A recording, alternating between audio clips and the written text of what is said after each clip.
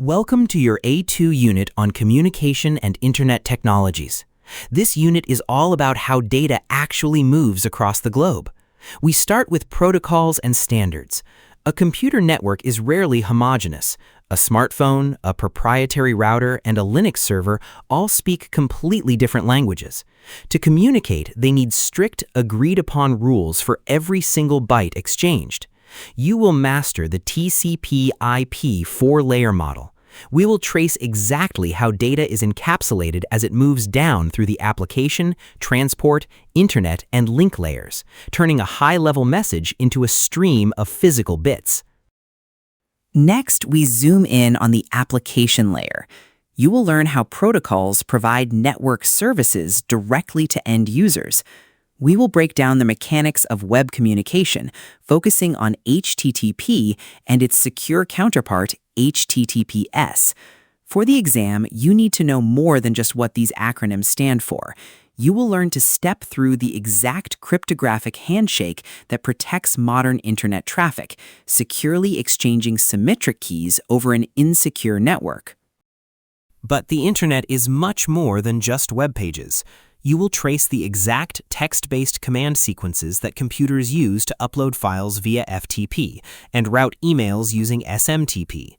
Then we flip the traditional client-server model on its head to study the BitTorrent protocol. You will learn how peer-to-peer networks distribute massive files globally without crashing a central server. We will evaluate the precise roles of trackers, seeders, and leechers, giving you the exact mechanical sequence the mark scheme demands. We then move to web technologies. A classic examiner trap is blurring the internet with the World Wide Web. You will learn to clearly distinguish the physical hardware infrastructure from the web service that runs on top of it. We will also look at HTML and CSS. While Cambridge won't ask you to write web design code, they frequently test the underlying computer science principle here, the architectural separation of data content from visual presentation. Finally, we tackle the logic that makes the web interactive, scripting.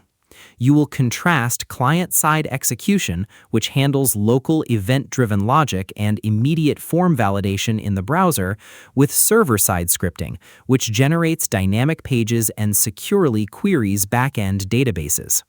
Knowing exactly where a script executes and why it must execute there for security reasons is the absolute key to securing those high-mark explanation questions in Paper 3.